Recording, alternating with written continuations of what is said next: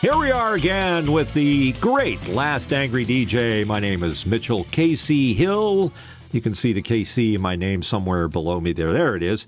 And I'm the old guy from the early days of radio in the 70s and 80s, and the young guy who sort of speaks for today's world of broadcasting and digital media, Mr. Alexander Knight from Vancouver. By the way, if your clock at home says 6 p.m. right now and you're on the East Coast, you forgot to set your clock back.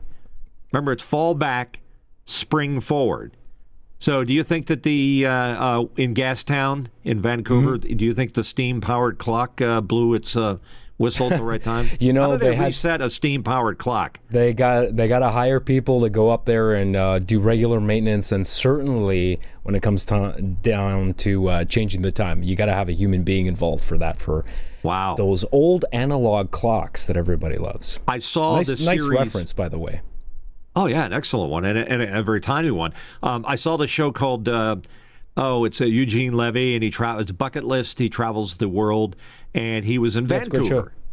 And it was neat for me to see Vancouver with different eyes that I haven't seen it before. So I think you should be proud to live in such a beautiful city that has mountains and beaches and all of those things at the same time. And Gastown was really cool.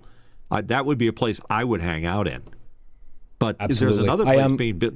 I do feel privileged to live here, and I think it is a beautiful city, albeit extremeply expensive and continuing to get more and more expensive every single year that goes by. But it's good to be here for episode 87 of The Last Angry DJ, and I am Alexander Knight. There's my lower third, just in case you forgot or you're just tuning in for the first time. This is the show where we interview luminaries in the world of broadcast, and we talk shop about what's going on, and it's not limited to just the world of terrestrial radio. I like to say it intersects old media versus new media. We cover a wide variety of different topics in the industry, and unlike Iron Chef, it's not about whose industry reigns supreme. It's about discussing the challenges that we're all facing, because they're very similar across the board. That's always an ongoing theme on this show. It's good to be here, and I'd like to welcome back Mark Giuliani, who took the week off, but he is back. What is happening, Mark? What's going on? It's great to be back. Somebody's got to keep you two in line. So, hello, how are you?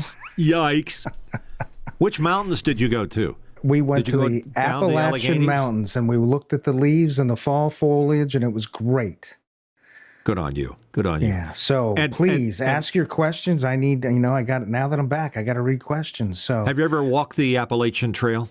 Parts of it, yes, I have. My grandmother used to take me on parts of it. It's very long. That's great. Yeah. She was trying to get rid of you. Yes. She would just leave you way behind, and eventually you would find your way back home. Okay, good.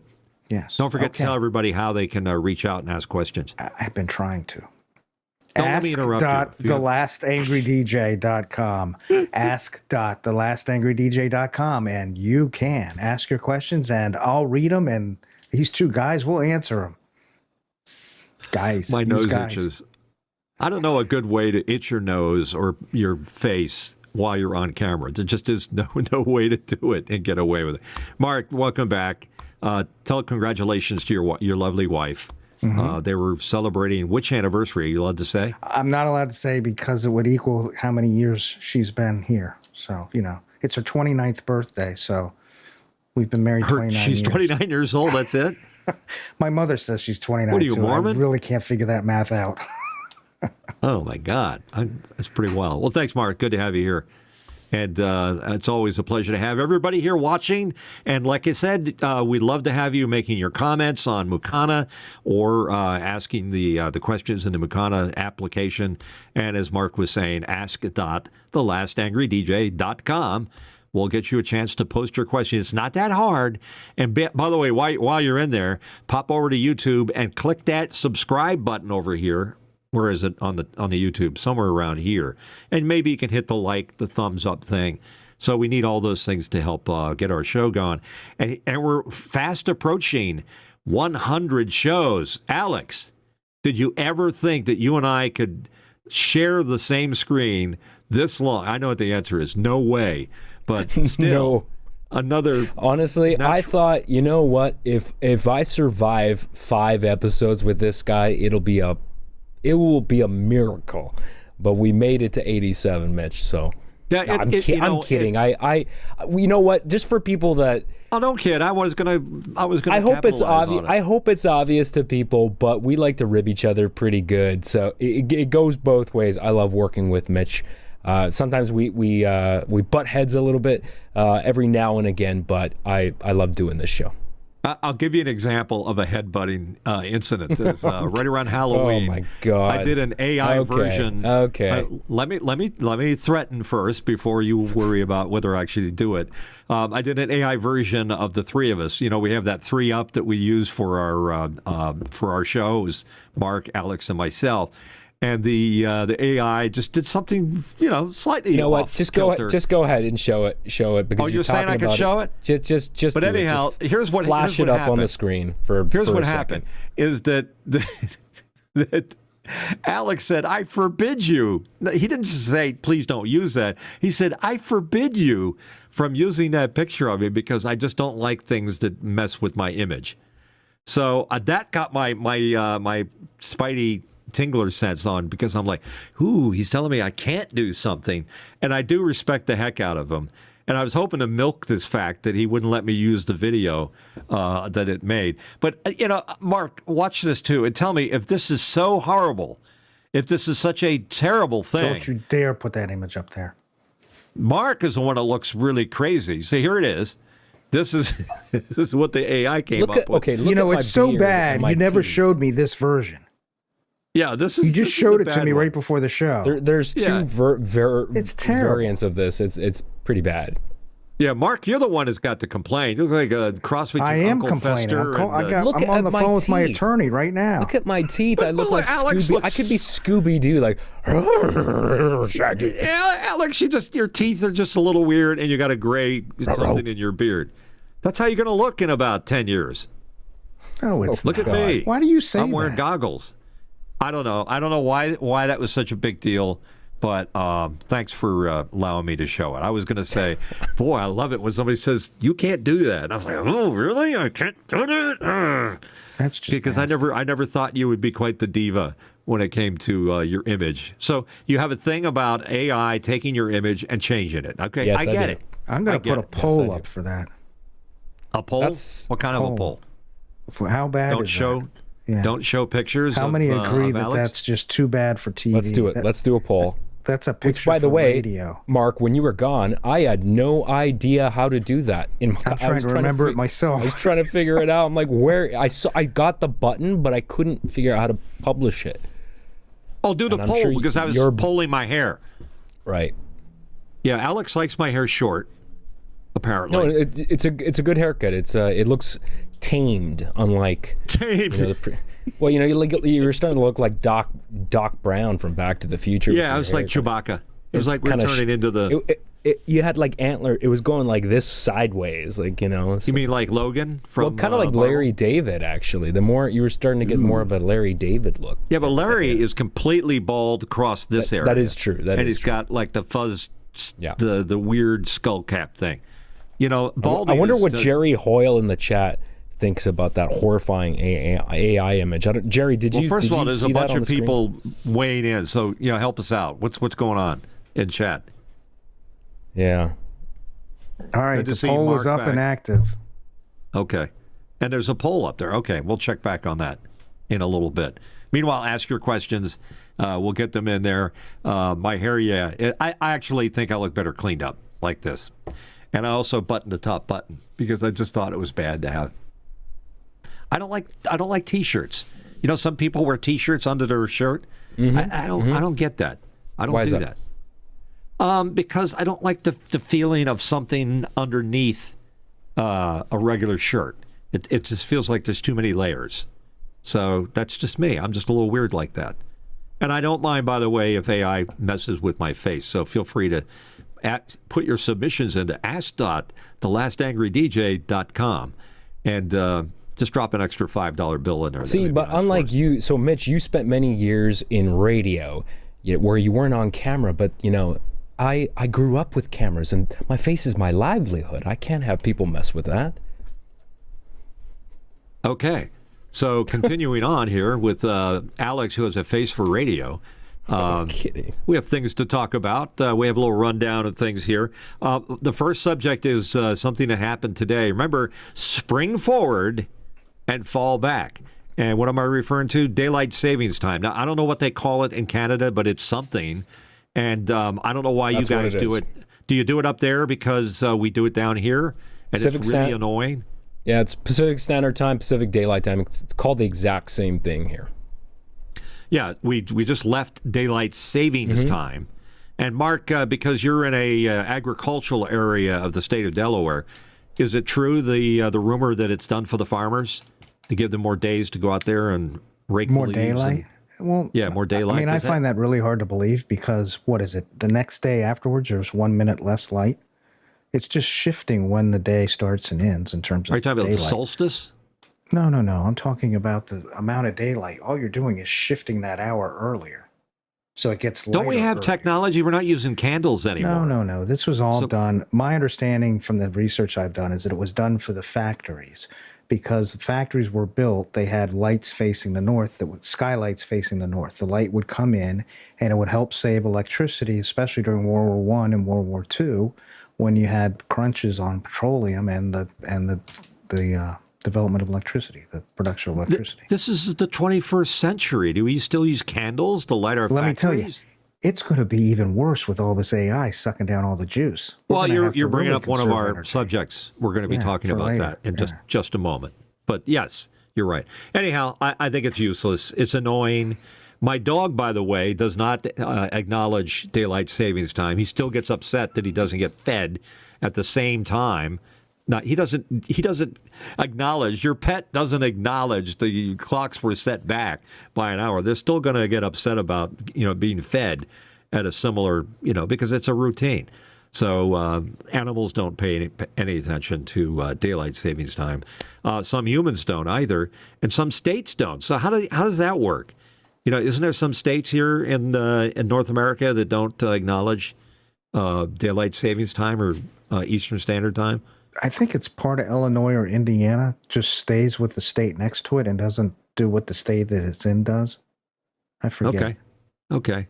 And Can you guys give us Arizona. I think Arizona. Yeah, I was going to say, because I was talking to Tom Ferguson about that, and he said, well, we don't pay attention to that. That's ridiculous. What's going on in the chat? Anybody commenting on what we're talking about so far? Oh, the poll's out. The poll's out. I cut it off. It was dead even. Everybody dead even. I would have voted, but I didn't see it pop up on my end. Probably. Well, you're the deal buster. What do I got to go back to Chewbacca hair, or keeping the Captain Picard look that I've got going here? Jerry says that it was rough, but he loved it. The image. That was rough, but he loved it. I'm not sure what the context of that is. That was rough, and I loved it. Quote unquote. Okay. I hate the change. Just decide already. Okay. All right, I get it.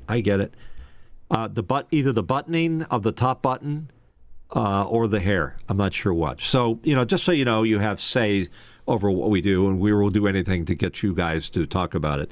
One of the subjects I just want to mention is that a longstanding rock and roll disc jockey here in the Philadelphia market, which includes where I am right now, has passed. His name is Pierre Robert. He's a very famous rock and roll disc jockey from WMMR, which is a Beasley broadcast station in Philadelphia. And I knew him back when I was on the radio. So, he's been around for a while. Very well loved by the folks of Philadelphia for his knowledge and the people that he hung out with in the rock and roll. In fact, he's been advanced as a potential Rock and Roll Hall of Fame person. So I'm very sorry to see him go, and I just want to say may he rest in peace. May his memory be a blessing to us all. Pierre Robert, again, a very famous disc jockey that was popular for his knowledge, is gone. And I don't think, I just have this feeling they're not going to replace them with somebody that had a similar or background. There were people like Ed Shockey in the Philadelphia WMGK, I think he worked at, used to be WIOQ. He's passed long ago, and he knew more about rock and roll than anybody I know. So the people that have sort of been carrying the torch for the quality of the content and liner notes and things like that go along with music on radio are quickly passing away. I used to be what was called a boss jock when I worked at WFIL. Granted, I was at the tail end of the boss jock era, but I was there. I caught a little bit of it along with our friend Joel Denver, who's been on here. We were both boss jocks. And the problem is there are not many boss jocks anymore. They're going. I was very young when I started working there. So I'm feeling my mortality at the age of 71, that there are not many of us left anymore that work in radio in that capacity, with a full personality, knowledge of the business and the music.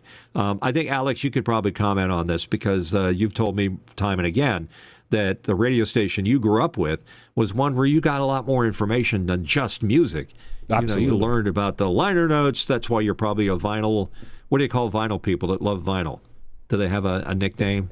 I don't think they have a nickname, but I do enjoy reading all that information. And, when I was growing up, I wasn't collecting vinyl, but I certainly listened to cassettes when I was a kid and then moved later to CDs. And, when they were releasing CDs, you still had liner notes. You still had images of the band.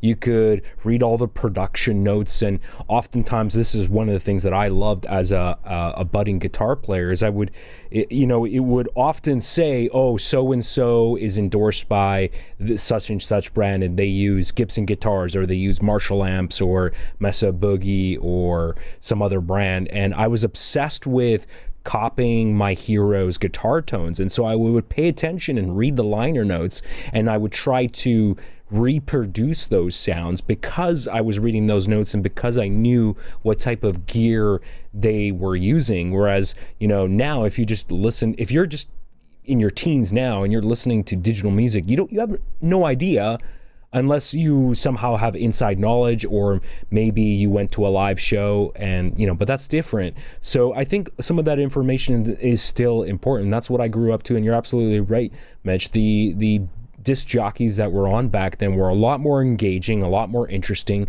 They shared more stories. It wasn't, they knew about music. They knew about music history, and they made it engaging, and they really brought you into the whole experience. And it was something you couldn't get that anywhere else. It was unique. It's true. Steve Stryker brings up the name of somebody I grew up with listening, John Records Landeckers. Of course, he said it should be Mitch Records Landeckers, but I listened to him. I guess he was on WIBG. Which was the other big AM in the area. And that was even before WFIL was a big thing, because WFIL came along with a pop music explosion, in 65? I think 65, and that's when they shoved WIBG off the dial, so to speak. So, a lot of those characters are gone. I kind of patterned myself after that. And again, that's part of why I'm the last angry DJ, because I lament the fact of the passing of exactly what Alex was talking about, where personality was an important part of what made the radio thing important, because you learned a lot about the musicians, their backgrounds. It wasn't just about playing the music. It was about the stories that went with it.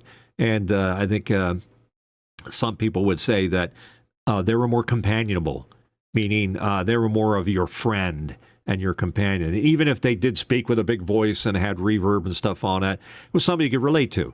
So those days are numbered.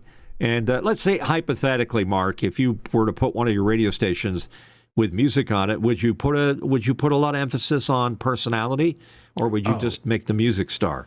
No, I think you have to your emphasis has to be on personality, simply because that's what's going to distinguish you from every other form of music, Exactly. Everybody's playing the same songs.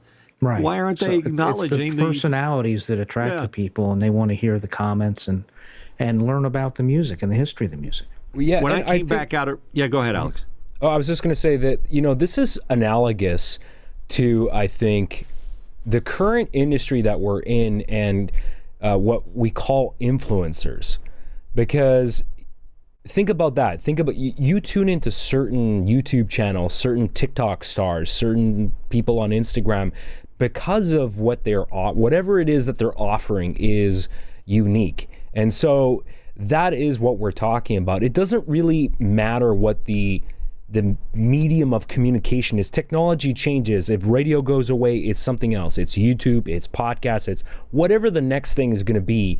But that thing that you can't take away, that will always be there, will be that talent and that person's unique perspective and the way they engage and storytell with their audience. That is timeless. Radio and all this other stuff and how we communicate, all of that stuff can change. So that's the way that I look at it. And the term influencer is a new term, but it could be applied to a lot of older districts like Paul Harvey and some of the people, the way they sold their products or services. And I would submit that a lot of influencers, you have to relate to the person that's the influencer first. You got to like that person before you're going to like the product that they're pitching that goes along with it. So they work very hard on making sure that they have an appearance and a presentation that is one that you can like. Instead of that picture I had of you earlier showing you with your Halloween face on, that wouldn't make a good influencer unless it was some dental product or what is that stuff you spray in your beard to make it non-gray? I don't know. It has a name. It's some kind of greasy stuff. Well, it's just dye, Rust-Oleum. Yeah, Rust-Oleum will work just fine. And then going back to what Mark was saying about he would engage personality on his fictional radio station. When I came back out of retirement in the 90s to do the morning show at WSDW here in town, the general manager came in to me and said, hey, look, before you go on the air, I just want to remind you one thing. The music is the most important thing that we play on this radio station. Nothing else really matters. So the more music you play and the sooner you get to the music, the better. And that's exactly what we want. And I looked at him and just burst out laughing. I said, you're kidding me. Anybody can do that. A monkey, a parrot could play records and just play one song after another. A jukebox. And that is exactly why AI is replacing a lot of mundane tasks, that repetitive tasks that can be automated. And one thing I want to say, which I think is super important, and there are a lot of people that I respect that are in the industry that are saying the same thing.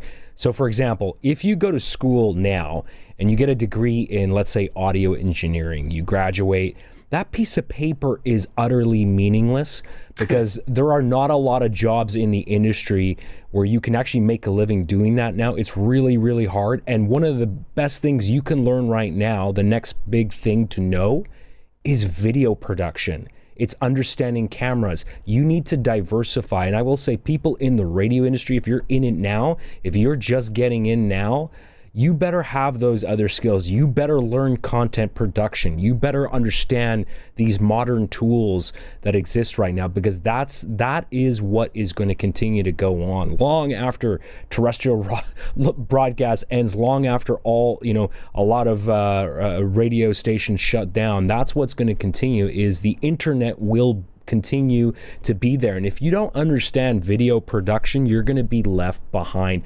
And I think that is something that, if you're in radio now, I think that is an important skill to have. Don't put all your eggs in one basket. You gotta diversify.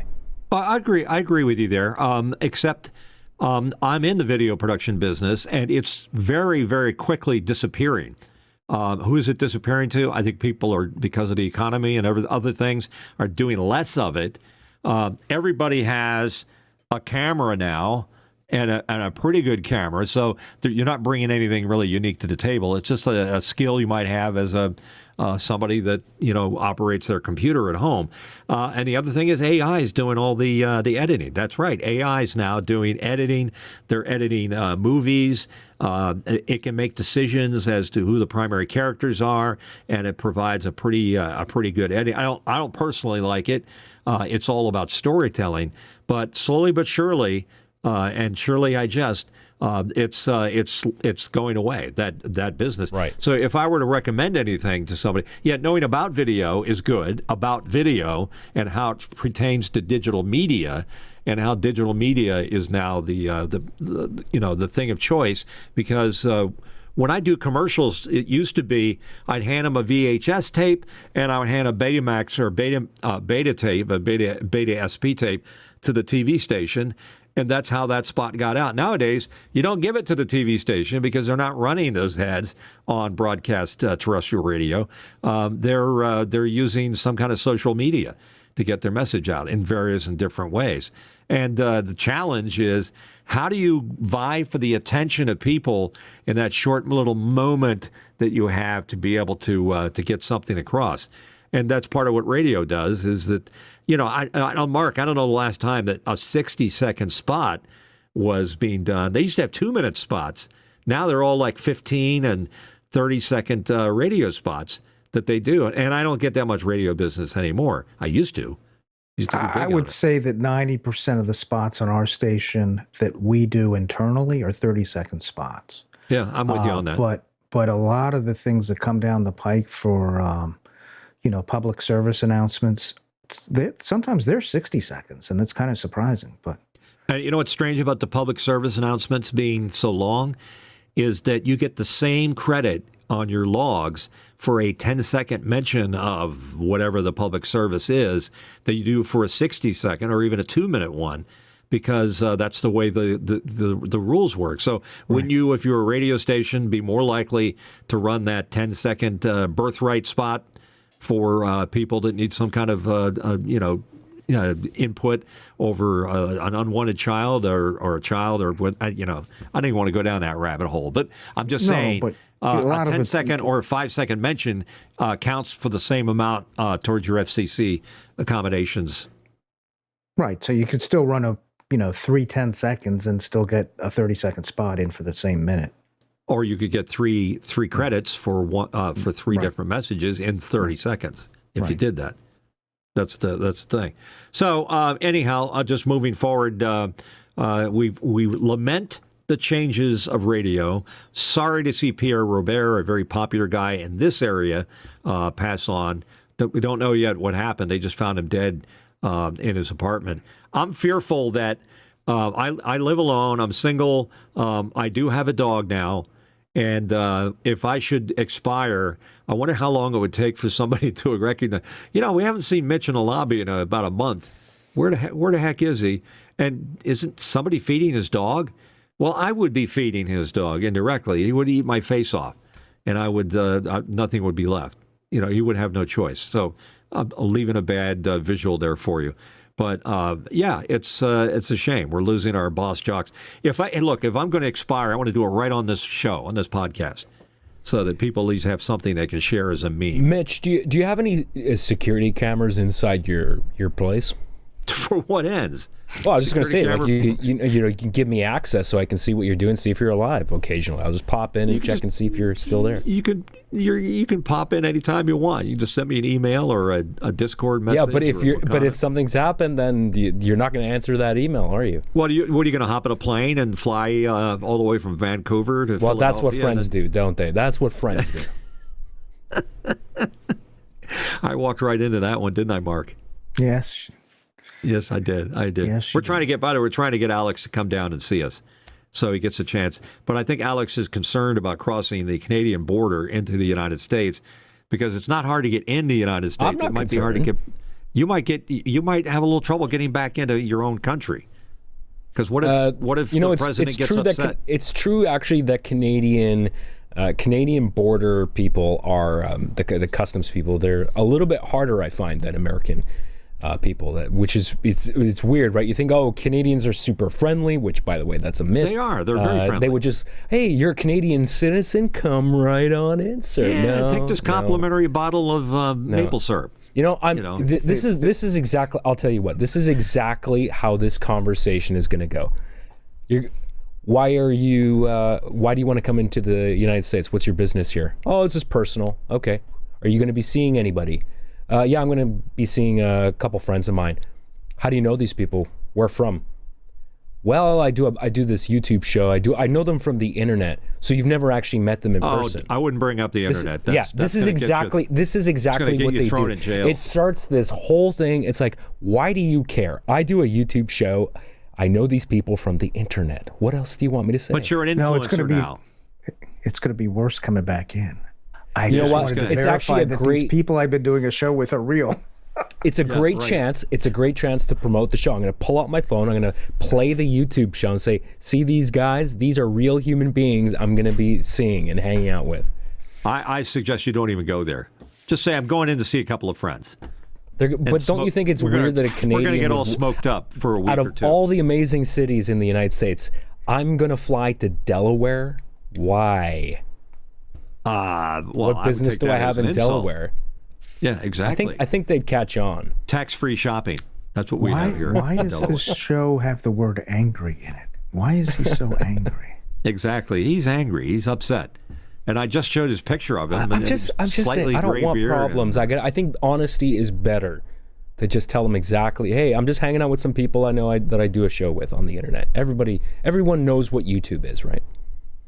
Right. You're going to meet up with the president. That's all you need to say. Oh, and you're Okay. covered. Yeah, getting smart with them. That's what you want to do. I'm going to check out the new East Wing Ballroom. It's a Halloween superstore right now, and it'll change over to a Cracker Barrel. Aren't they next building week. the Death Star? Isn't that the new wing? I don't know. I think they're looking for the Epstein files there. this when show they just go got in there. flagged. Did we just get flagged? Well, see, now I'm never going to be able to get in the country. Not by YouTube. No? Okay. There we go. Well, put Mark's name under my name. Now I can't get out of the country. I accidentally hit the wrong button there. All right, thank you for doing that. I appreciate that. All right, so those are the. Are we there Accident. yet? Moving along. Mark wants to bring up another issue. I think it's a valuable issue. They're building these major data centers. I say data, not data, because I'm not totally into Picard pronunciation of Lieutenant Data. It's a whole different story. Data is the correct way to say the word. Nobody says it that way, but. We're going to big data centers to support these large language models that are running, and they build these giant warehouses, and they need gigawatts. They just announced one here in Delaware that they're building, and I kid you not, in the headline, it said such and such company, I don't want to mention their name, needs 1.21 gigawatts to run their thing each day. And I start laughing because that's a quote right out of Back to the Future. 1.21 gigawatts? So apparently it's a big power hungry thing, and there's so much information that's being transferred or crunched, as you were. These are going to be the big power users of the future. And here I can only speak for the state of Delaware. We don't make any power here. We have no way of making electricity here. So we'd have to import it. And how's that going to affect all of us? So we're going to be paying for 1.21 gigawatts for whoever it is that's moving in this big giant warehouse. Mark, maybe that's an edge for you for designing giant warehouses that are server centers for these LLMs to go in and start sucking all the power that we have, without the equipment to run it. So I prompted ChatGPT and I said, a lot of people are getting upset with daylight savings time and want to see it go away. Won't we need it even more now because of all the power needed for AI? And its response was that originally daylight savings time was to conserve the power in homes because that was the main, at the turn of the last century, that was the main use of power, was lighting in homes. And now it's said with the advances in LED lighting that it uses 3/10 to 0.5% of the overall electricity used in the country is for lighting homes, that the advancements in LED have been so successful. But it went on to say there's not a chance that daylight savings time is going to do anything to conserve the power needed to run all of the AI and the stuff that they're putting in the data centers. So it does bring to question, why are we still doing it? Oh, because there's an opportunity for somebody to make money building these things. There's a demand for it. No. Why are we still doing daylight savings time if it doesn't stand a chance Yeah, of saving exactly. power I don't get it. Yeah. I look at it the same way that any red-blooded American looks at it. Why do I have to deal with this? It's like it's an inconvenience to check all my clocks, even though I know they're supposed to be automatically updated. And why are we doing this? And now I got to eat at a different time, and my pet's upset. it's just a bunch of malarkey. The one argument I did hear was that it made kids going to school safer because it was lighter out at the more appropriate time that they were at the bus stops. But I don't know how true that is. Not in today's world. Yeah. That's back then they didn't have problems with violence at the schools, and shootings and stuff like that. I don't want to go there, but no. I just mean the car traffic. Kids waiting at bus stops and the cars. It just coincides that the hours at daylight hours are more suited for bus stops. Do kids still ride buses? Yeah. Aren't they like Uber or their parents are taking them in their SUVs? Sure. I mean, for the don't they have schools, xenon headlights with LED lights, and they're much brighter now, use less power, and they're brighter? I don't know. I think the whole world's going to hell in a handbasket, for lots of reasons, and it's not going to be because we need to conserve electricity. I think it's just going to. By the way, thanks for alerting ChatGPT that we're thinking about how are we going to pay for to get all the power. Now you've kind of put us on the map. Somewhere in some little tiny corner of some LLM said Mark Giuliani on this program called The Last Angry DJ questioning whether or not we need to have this power usage of 1.21 gigawatts. So you kind of alerted the beast, so to speak. Moriarty always with the negative ways. You look at it from the positive aspect. The positive Wait a minute, aspect stop just a second. Movie reference, what movie, Alex? Moriarty with the negative waves? Oh, we stumped him. Kelly's Heroes. Oh, if Kelly's you haven't Heroes, seen Kelly's yeah. Heroes. Excellent There movie. are so many movie stars or people that became great movie stars in that movie. Telly Savalas. Don Rickles, Telly Savalas, Clint Eastwood. The list goes on. Archie Bunker. Archie Bunker, Carol O'Connor. It's funny. I know all those names, but I haven't seen that. Oh, so just watch Kelly's Heroes. You know what? Put it on your list. Kelly's Heroes is a I'm writing it down right now. World War II movie. Yeah. It's basically a Ocean's 11, caper type movie. It's the original Ocean's 11. Yeah. Thanks for bringing that up. Okay. And by the way, the original Ocean's 11 is really boring. I've seen it. One with Frank Sinatra and all those guys. Yes. Yeah. You look at it, you're expecting, this is the original, and it's like, It's not. Anyway. It's not really that great. ChatGPT's thanking me for watching out for it and trying to figure out how to produce all this electricity. Hey, I'm telling you about all these, systems. Alexa and what's the other one Google has? What's the little Google puck? Perplexity. Perplexity? What's it called? That's Google's AI, Perplexity. Perplexity. I'm perplexed. What can I say? Anyhow, that's different. That's Gemini. Gemini. No, but there's a little thing that does the same thing Alexa does. I don't think it has a name. So I always say, hey, Google, what's the capital of Boise? Or whatever. Well, it's not Grok. a good question. I don't know how to answer that. Thinking of Grok? No, it's a device. You can buy it on Amazon. Anyhow, somebody pop in and event chat and tell us what that thing is called. The Google version of Alexa. And why is Alexa so sensitive? Because sometimes I notice that certain TV shows will set them off. So maybe that's a beef of the week for the future. And speaking of Mitch's beef of the week, brought to you by our very good friends at Arby's. You know where Arby's is. They have the meats. Beef of the I'm trying to do what Alex does naturally. There it is. Brought to you by Arby's. It's our beef of the week. Arby's has great beef and cheddar sandwiches, and they have an app that allows you to order that and get specials on them from time to time. Check it out. I'm here with a number of beefs that we can discuss. I'm going to start it out with. I'm searching for movies. I'm really looking for digging deep into Netflix to find. I found something called The Agent. It looked really interesting. It described it neat. I put the movie on, and it's badly overdubbed as soon as I see it. And I just can't deal with the lip flap when they have, somebody, a poor voice talent. Like, it'll be a really dramatically lit scene, and somebody's speaking, and the guy goes, I don't know why you're saying that. Why are you saying that to me? It's like whoever's doing the overdubs, they're really, really bad. I just couldn't take it anymore because I was laughing so hard. I just couldn't take it seriously. So badly overdubbed foreign movies. I hate them.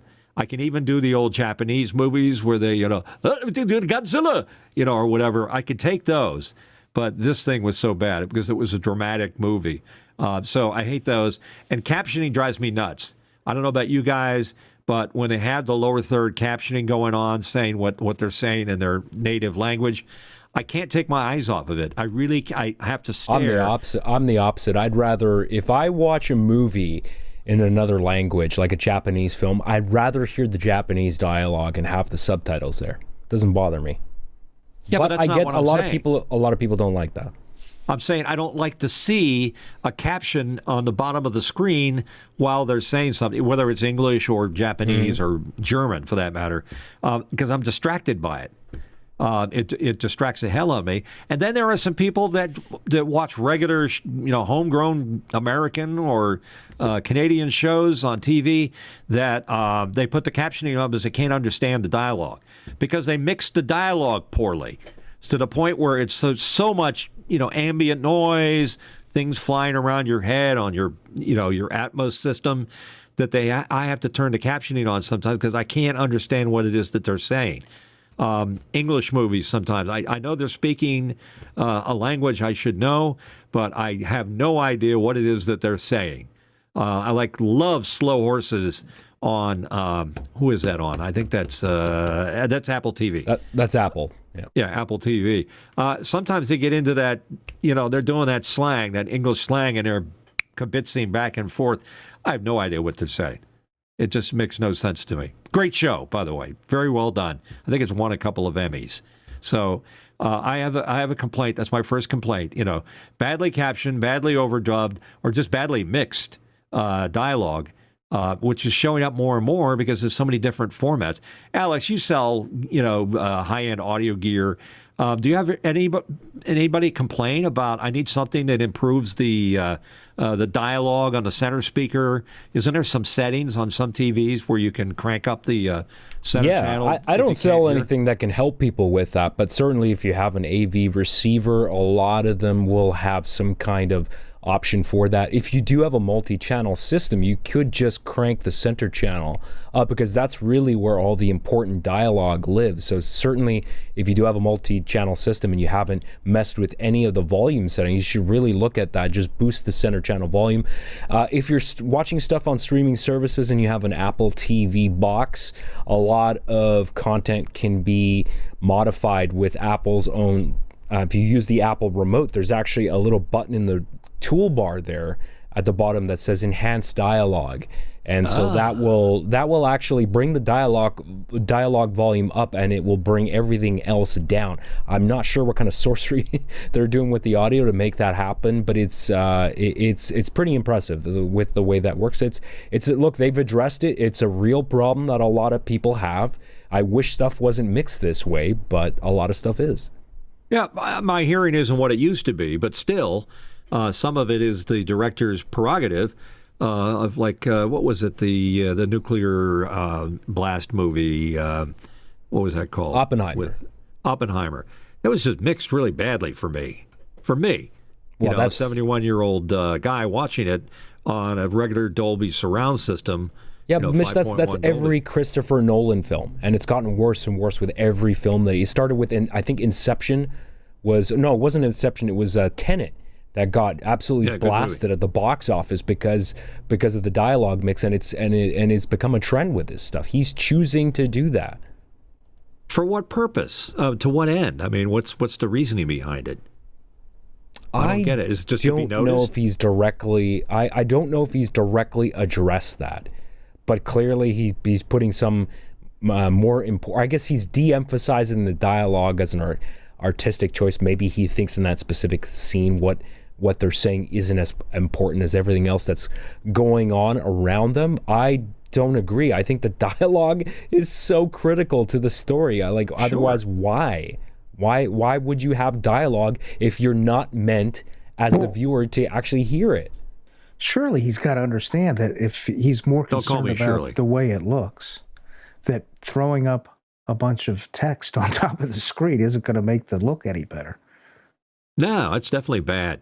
I just think it's poor policy. And the other thing that's like a close second to bad dialogue mixing, too dark scenes that are made for most people's TVs, more for a cinematic type experience. They're not taking into consideration that a home TV over YouTube or Apple TV or whatever, it's like Game of Thrones in the last season was, popularly made very, very dark. And I just don't know why, because I'd be like squinting. Is that a dragon? No? Is its eyes? Oh, it's a dragon. I just couldn't make out what the heck was going on. Right, but I think that problem was also exacerbated by the fact that the streaming services are not delivering content at the bandwidth that they need to deliver it at. You get and this is not just with HBO, but Netflix is one of the worst offenders. I can see macro blocking. If you don't know what macro blocking is, look it up, because once you actually understand what it is and see examples of it, you are going to see that everywhere. I would say probably Disney and Apple TV are probably the two better streaming services where you don't seem to have this problem as much. But it is a problem with a lot of streaming services. And this is why I prefer physical media for stuff that counts, for stuff that I care about, is because the picture quality is going to look so much better. I mean, you cannot compete with a physical disc that is 100 gigabytes of data that is not compressed nearly as much as the stuff that's coming down the wire through your internet connection to your TV, right? It's just, you cannot compete with that. It's not going to be the same. You can see examples of that on sporting events if you look into the stands when they do a pan. So you have all these small points of interest that are changing constantly. The macro blocking can't keep up with it. Macro blocking basically means it repeats a previous frame in a certain area that it sets or block, so that it says, well, this is the same, so let's do this plus this. And that is what macro blocking is. And it shows up as just things sort of break apart and look weird. And that's a problem. I bet that F1 movie, I'm looking forward to seeing that when they stop charging for it. With Brad Pitt, there's a lot of fast motion, quick pans, snap pans, and things like that. I'm going to see that. Mitch, that movie I saw it in theaters in IMAX. That was a phenomenal experience. I don't know what it's going to look like on the TV, but that's what I'm saying. You should have seen it. You should have seen it in the theater, because it was just unbelievable. Yeah, I won't spend the $19 right now to. It's either I eat or I watch the movie. So maybe I could lose some weight. Who knows? So there we go. That's interesting. Taking a step back, Jerry Hoyle came to the rescue and said the device we were talking about was called a Google Home Mini, and it was replaced by the Google Nest Mini. I have a Nest thermostat that I absolutely adore. It's like a thermostat that was made by Apple, if Apple made thermostats. So thank you, Jerry. Appreciate that update. Because I call it Google, but I don't know what the device. It's just a little hockey puck thing that has all the stuff going on it, and it's got lights on it, and it does stuff. And I'm really totally into that kind of technology, because I'd rather just have. I'm thinking of something. Oh, what's the capital of Biloxi or whatever? I just want to ask, and I do it automatically. And my dog will bark at me thinking I'm losing my mind, and truly I am, but not because of that, because of the convenience of asking these devices so easily. This is how AI will take over, is it will no longer use our ability to recall interesting facts or memorizing. It'll be easier just to ask, what's the temperature? What's the temp? I'll even say, what's the temp? And it'll give it to me. So it knows what that means. So, yeah, I like all that stuff. Thank you, Mark. Appreciate that update. Other things on Mitch's Beef of the Week. I'm selling some stuff. I'm trying to reduce my footprint here. And I've got some valuable stuff like cameras and audio gear. And I'm selling it up on eBay. I think that's the best place to do things that are in our business area. And I had an Omnia 3 net. It's up on right now. It's going for another couple of days. And somebody was up there. They put a bid in for $1,000. I thought that was reasonable. And then they dropped the bid. They canceled their bid yesterday. And their reasoning was they said that I had changed the explanation of what it was. I didn't change anything. So is that just a convenient way of bailing for whatever reason they have, or did I really not change? I don't know exactly what you did, Mitch, but I'd say I'm not saying you shouldn't try to sell stuff on eBay, but for me, I don't like having to deal with people that are not local because, again, you are fighting. Also, people can leave reviews, and also you got to deal with shipping and all that kind of nonsense. For me, I've had a lot of success just posting ads on Facebook Marketplace. Really? You post a good image there, and people often reply to you. So if you haven't done that, it doesn't cost you a penny, and you're just dealing. You can refine your ad to just within a certain distance, and say, only people within this distance I'll deal with. But you should really try that. Try Facebook Marketplace and see if you get any good luck with that. Yeah, I've got a Sony ZV-E10 that I bought that I'm not really using. And I'm going to sell that. I just, I'll give it a shot there and see if I can do. What are you laughing at, Mark? Jerry just commented, Mitch should have asked his Google device what it's called. From the pages of That's a good absolutely obvious, it's stunningly obvious. I should have done that. Thank you, Jerry. Once again, it's a pleasure to have you here, I think. But anyhow, I'm just, all the little weird things about eBay. And I agree with you, Alex. I was sold some stuff, earlier in the summer. And one of the criticisms, I have 100%, by the way, but one of the guys said, great eBayer, except, and then they went on to say, the device had dog fur on it, and the tape that he used to tape the box shut had some evidence of dog fur on it. And I'm thinking, what the hell? I mean, what's the big deal with a little dog fur on when I shipped a box? Because I took the thing downstairs, and my dog was wandering around me at the time, and maybe he got a hold of the tape. I don't know, but it was the criticism was. I think that's a fair. I think that's a fair criticism. I think if you're going to pack something and sell it, you better make sure it's absolutely as pristine. Obviously, within reason, you're selling a used product, which is being sold as is. But if you're going to pack it, you really got to be extra careful about where you're packing it. If you got animals, I don't have any now because my cat died. But have a lint brush with you. And if you're packing something that can easily have dog hair stick to it, use the lint brush and clean the product and make sure you de-lint it and get rid of all that stuff. Appearances matter. People judge you based on appearances, Mitch. I've got one too. Like Mitch here. Yeah, put the three up here. We're both doing that. We can start rolling. Mark who invented this thing? I don't know. It's just a great invention. It's a great invention. Masking tape. Who invented that? It's like whoever invented the plastic rings that held your six-pack of beer or whatever. Somebody made some, and now they don't do that anymore. They're using cardboard on your sodas when you get them. So anyhow, thanks for the tips on eBay. I'm going to try the Facebook Marketplace. There's another company called KEH, I think it is, for selling used film gear, cameras and things like that. I think this the ZV-E10 is the Mark I. I think it's worth around $700 or $800 without a lens. And I got the original box for it and everything. I don't use it that much. Let's sell it. Let's get rid of it. I'm going to have to move out of here somewhere down the road. So have you tried selling it to B&H or any one of those groups?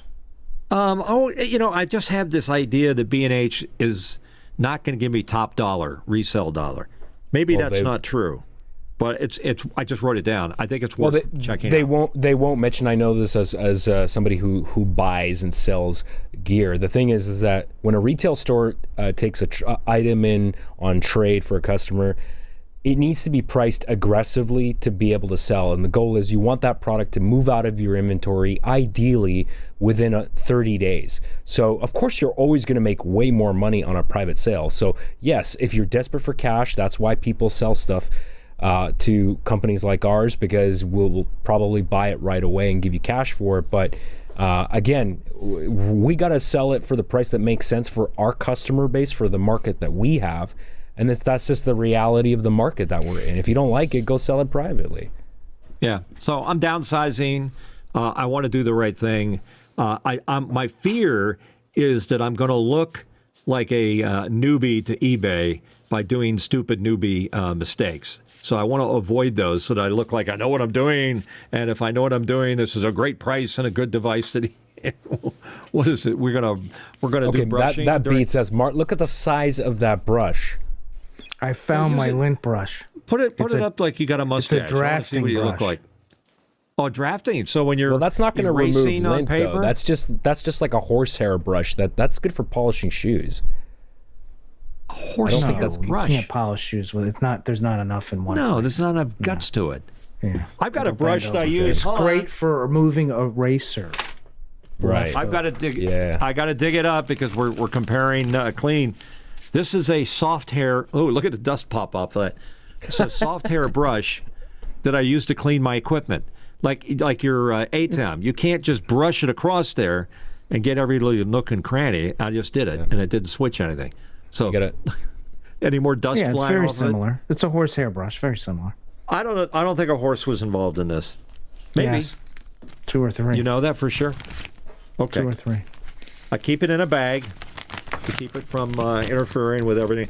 By the way, baggies are the best. These are the best. Keep everything that you need in a Ziploc bag, and your life will be better. So there we go. Yeah, so that's right. I'm trying Ziploc, to downsize. a name you can trust. Ziploc from Dow. I think they invented it. What are you going to do? Do I have any more here?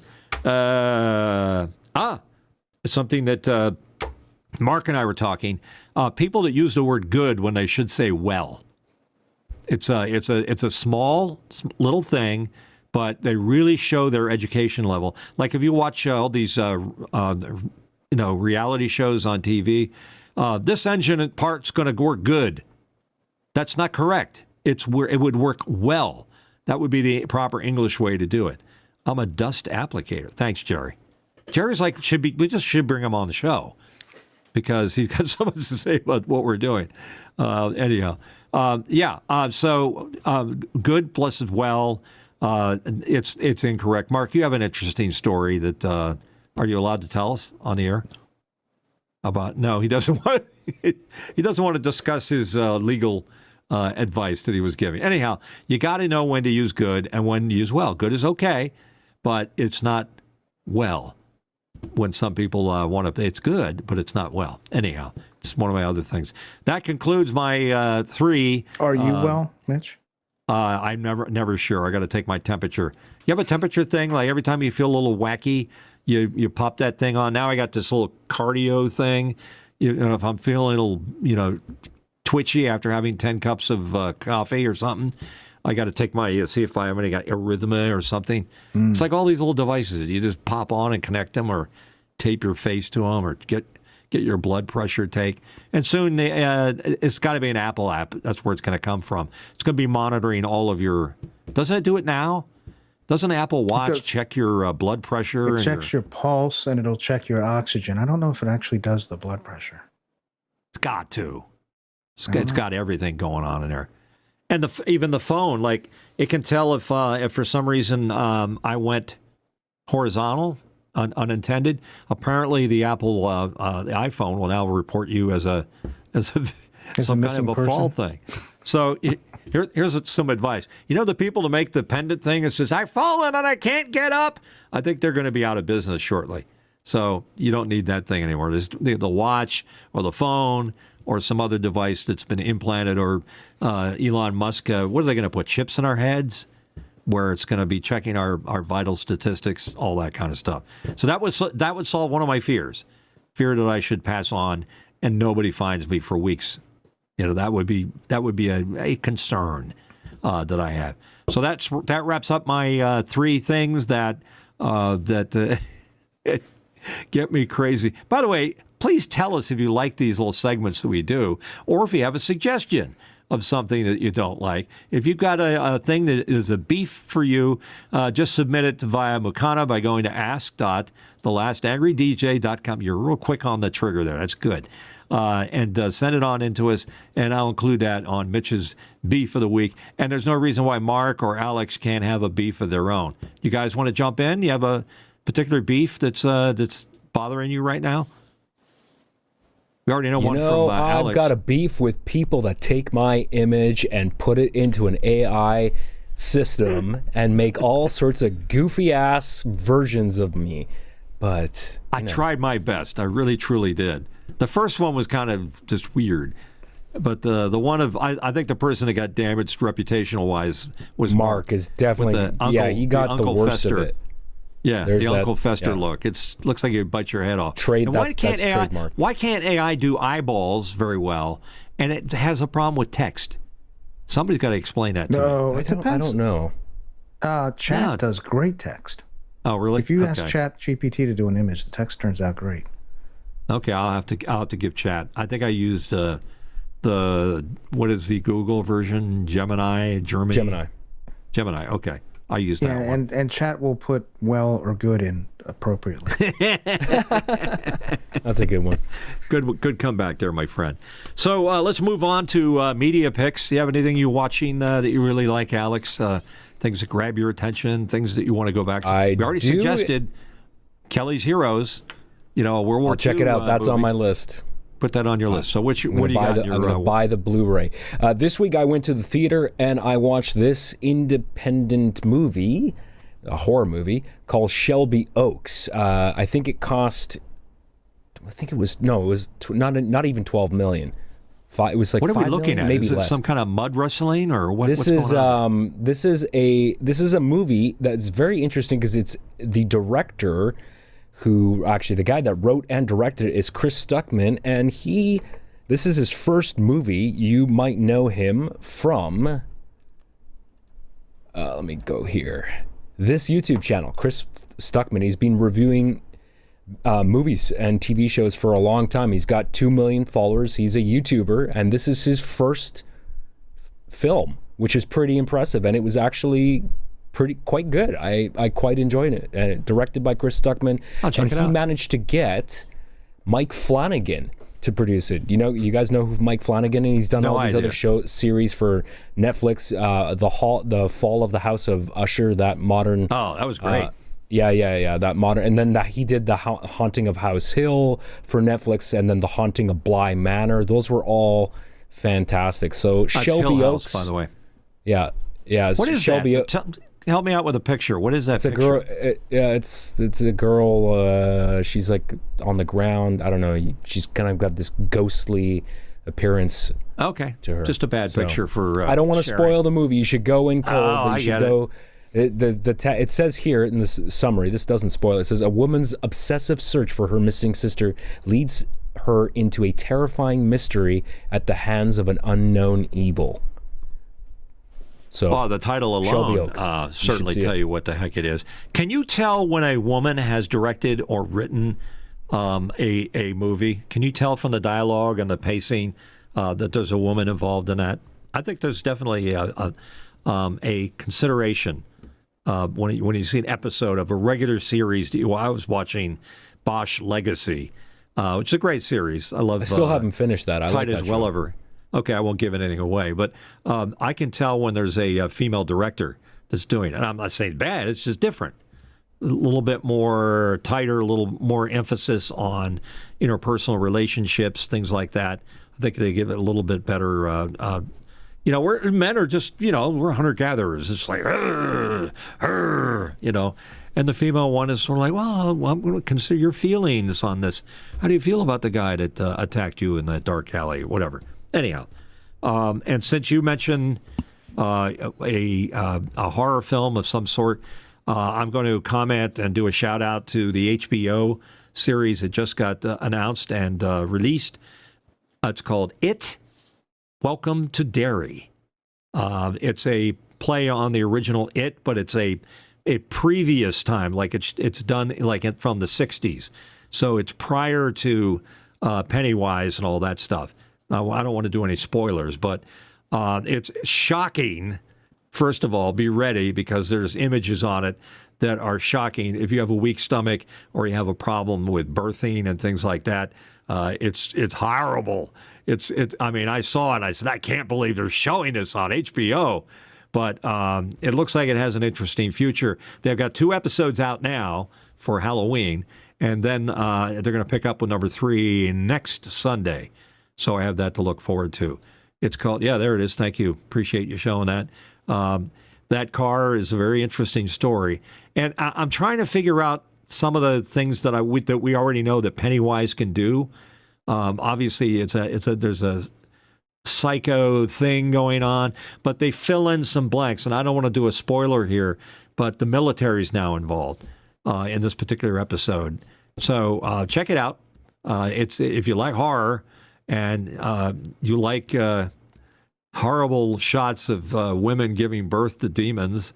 There you go. It's going to be your movie. Me, I just couldn't quite take it. I had to go and excuse myself for a bag of potato chips. So that's what we've got going on with media today on the program. Do we have any questions that snuck in here on us that I didn't get, or comments from anybody but Jerry Hoyle? Come on, Jerry. We think you're funny. The Life of Chuck. Jerry recommends The Life of Chuck. Is that Chucky, the little doll thing? Chucky, the little midget thing, whatever the heck it is. Little Chucky. And John Wallace, I think he's discussing the comment Jerry made about the dust applicator. Oh, no, he's talking about something else. It comes from how LLM works. Okay, an old issue? Pixel, yeah. Yeah, we should go in there and dust those things off. Anyhow, I don't know where it's all going. All that warehouse space being used for servers, it's just one more step. And, when Star, whatever the heck it is, takes over. What is it called? Star, the thing in Terminator. What's it take over? It's Star Watch, Skynet. Skynet. I knew it. I get the wrong thing. Skynet takes over. So anyhow, that's a paradox in itself. Because how could a chip that was entered into the computer after everything happened and it goes back in time? I don't understand. That's a time paradox in my book. And I hate, on general principle, any show that relies on a time travel connection. I'm just sick and tired of them. Don't want to see any more of those. So that's it for today's show. Alex, how do people reach out and touch, whether they're doing it with their duster or their remover or any other number of devices that they might have? How do we reach out and touch with us? Oh, they can, absolutely, Mitch. They can scan the QR code that I've got on the screen here. If you just pull your phone out, point the camera app at the QR code that's hovering there over my left shoulder, that'll take you into our Discord community. It's a fantastic place to hang out and chat with everybody. We've got all sorts of channels there. I love your ringtone, by the way. I was not expecting that. Somebody's trying to get into my building. But we have all sorts of channels there broken up by different topics. You can talk about movies, you can talk about tech, you can talk about the show, all sorts of stuff. So make sure you go into Discord for that. Also like to mention that if you like this show on YouTube, you should definitely subscribe to the show. And also it's available as an audio podcast wherever you find your podcasts: Apple, Spotify, TuneIn, Stitcher, Google, all those platforms. You can ask your Google Home or your Amazon device to play the podcast, and we'll be right there in your ears. If you'd like to show your support for the show, you can do that by going to patreon.com/ We're gonna get you can go to Patreon. I got to turn off my phone now because that is somebody trying to get into my building, and it bypasses my silence mode. Got the Knight Rider theme going on there. We're gonna get flagged by YouTube for sure. Hold on. I'm trying to turn off my phone. No, let them see how many times they try to call in. Nope, that's okay. Where was I? Totally distracted here. Anyways, patreon.com/TheLastAngryDJ. That's patreon.com/TheLastAngryDJ to show your support. Become what we call a coffee supporter. A monthly donation of $2 a month will help us out immensely. Also share it with a friend. Let us know. Let other people know that this show exists. If you're into production and you're interested in radio and podcasts and all that sort of stuff. We talk about technology too on this show, so it's kind of a little bit of everything. It's all good. That is it, pretty much. I'm going to thank the people at Boink Software who make this show possible. Without Mimo Live, that's the application we use to produce this whole show. Put it together in 4K, which we're streaming now to YouTube. You can catch the show every Sunday at 2 p.m. Pacific. That's 5 p.m. Eastern Time. We sincerely appreciate the people at Boink Software for allowing us to use Mimo Live to make this show happen. Back to you, Mitch. All right, thank you. And just one little tip here before we continue. Now you can get one less hour of sleep. It'll just take 5 minutes. What do you say? You're welcome. It's about frickin' time. Remember, fall back and spring forward. That's for all you daylight savings time fanatics. We had to get that little mention in there. And even though I say more sleep, less sleep, it's screwed up for spring. So I just played it because it was fun to hear. Thanks very much. And Mark, what did you learn on this week's show? Absolutely nothing. All right, then we're doing our job. Thank you very much. Appreciate you being here. Mark, don't forget to show up next week with that would be Eastern Standard Time next week, not daylight savings time. That's the reality we're living in right now. So thank you very much, all of you guys, for showing up. Thanks, guys, for being on Mukana and following us with the event chat. And no questions. It's interesting. No questions came in. I thought for sure that we'd grab some questions, but it just didn't happen that way.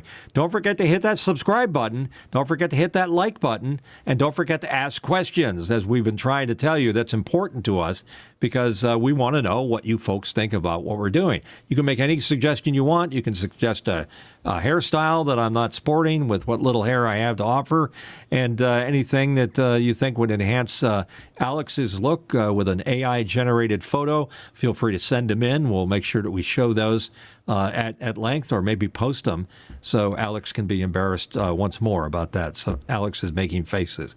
He's worried about his next show, so that's quite all right. I'm going to wrap it up and say thanks for being here, and once again, be safe out there.